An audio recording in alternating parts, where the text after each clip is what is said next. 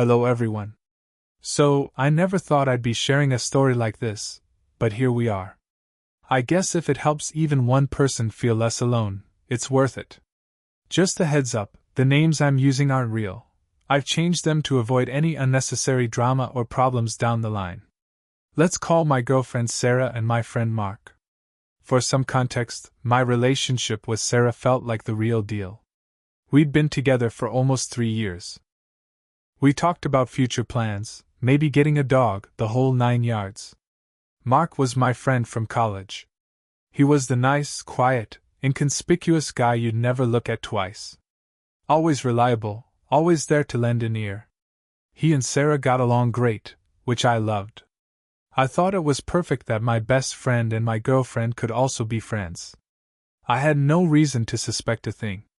But looking back, the first signs of trouble were there. I just didn't want to see them. The initial signs were small, things that on their own meant nothing.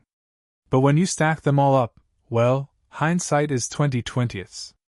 Sarah started talking about Mark more. It was always casual. "Oh, Mark said the funniest thing today." Or, "Mark thinks we should check out that new restaurant." I remember feeling a tiny, stupid pang of jealousy once, but I brushed it off immediately. I trusted them both. That was my first mistake. She also became more protective of her phone. Not in an obvious, hiding something, way, but she'd never leave its screen up on the couch anymore. It was always face down. And if a notification came through while we were watching a movie, she'd check it quickly and put it away instead of just leaving it be. When I'd ask who it was, she'd just say, "Oh, just my mom," or, "It's the group chat." It felt off, but I convinced myself I was being paranoid. The real shift happened when our group dynamics started to change. We used to all hang out together, the 3 of us, and it was awesome. But then, Mark started suggesting things for just the 2 of them. He'd text her about a coffee place near her work, saying, "We should grab a cup sometime, my treat." Or he'd recommend a book and then show up at our apartment a day later with a copy. Just for her.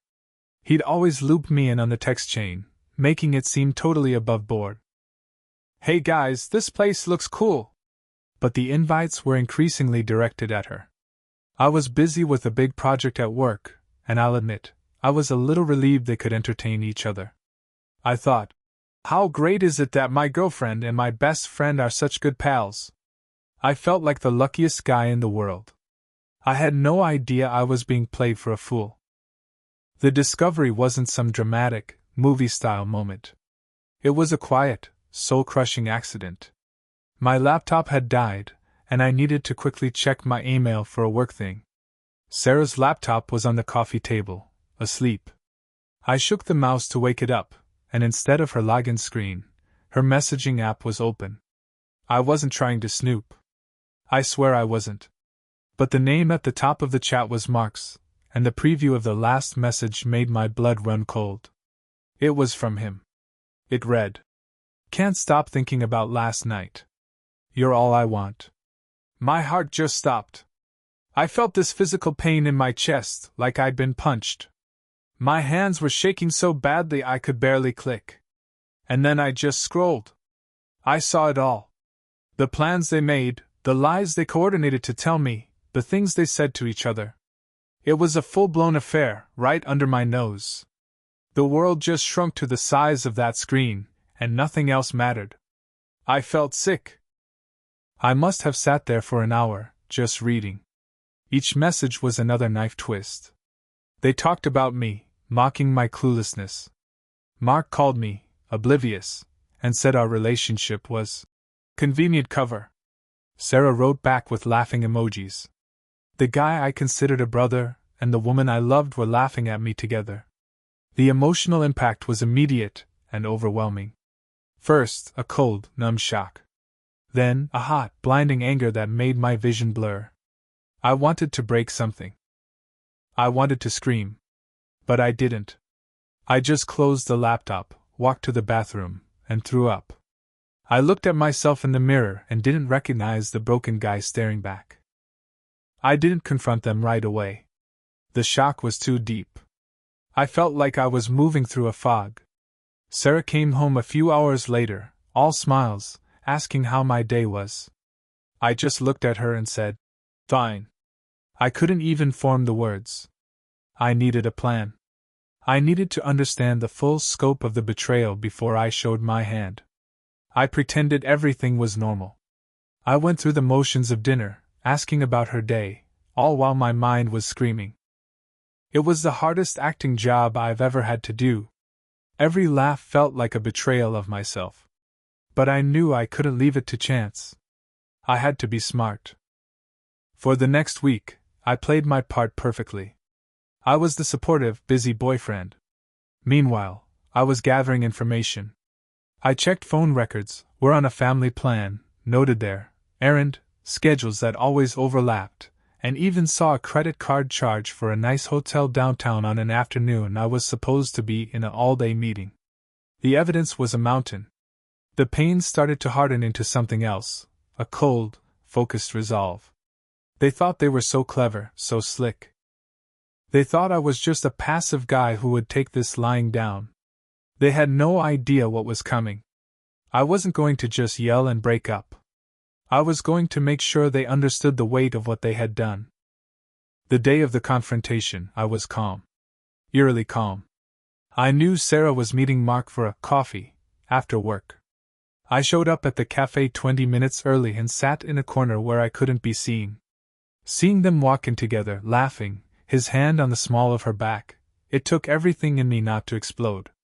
I waited until they were settled, coffees in hand, looking cozy in a booth. Then I walked over. The look on their faces was something I'll never forget. Pure, unadulterated panic. Sarah's face went white. Mark just stared, his mouth hanging open. "Hey guys," I said, my voice surprisingly steady. "Fancy meeting you here. Having a good catch-up?" The excuses started immediately, falling over each other. It was a mess of lies. Mark stammered. "Hey man! It's not what it looks like. We just ran into each other." Sarah reached for my hand, her own trembling. "Honey, please. Let's go home and talk about this. It's just coffee, I swear."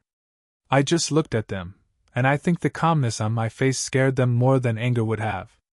I didn't raise my voice. I just said, "The Hilton on 4th Street, Sarah?" Was that just coffee too? Or the messages about how oblivious I am? The color drained from both their faces completely. The jig was up. The lies were over. The real justification was about to begin. That's when the mask came off, especially for Mark. His panicked look vanished, replaced by a cold smirk.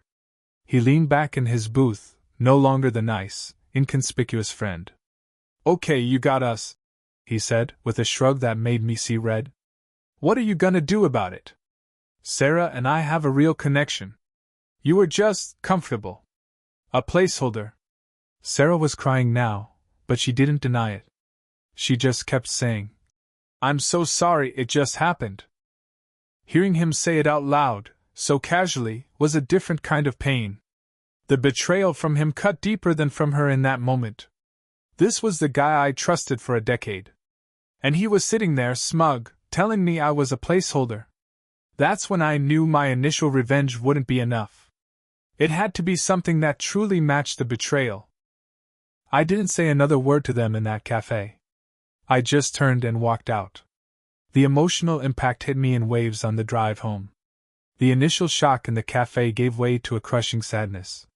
3 years down the drain? A friendship obliterated. I pulled over and cried, great heaving sobs that came from a place I didn't know existed. The anger was still there, a hot coal in my gut, but it was buried under an avalanche of grief. I had to feel it all. I had to let the pain wash over me before I could even think about what to do next. I was a mess, but I knew I couldn't stay that way. After a few days of pure heartache, the sadness began to harden into resolve. I wasn't going to let them just walk away into the sunset together without any consequences. I decided on my revenge. It wasn't violent or illegal. It was about exposure. I remembered the theme from the very beginning of this mess. I didn't leave it to chance. I would control the narrative. I compiled all the evidence, the text logs I'd screenshot, the hotel receipt, a timeline of their lies. But I didn't send it to everyone. I was specific. I sent it to the three most important women in Mark's life: his mother, whom he adored and constantly tried to impress, his boss at the small, family-oriented company he was so proud to work for, and his new girlfriend. Turns out he'd been seeing someone else for a few weeks while seeing Sarah. I made sure the emails were clear, factual, and unemotional.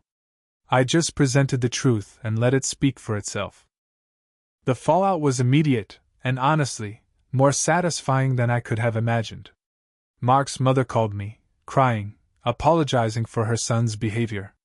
She said she was so disappointed in him. His boss, a stern woman who valued integrity, called him into a meeting. He wasn't fired, but his path to any kind of promotion was effectively dead. The trust was gone. The new girlfriend, thankfully, dumped him on the spot. As for Sarah, I simply packed her things while she was at work, left the boxes by the door, and changed the locks.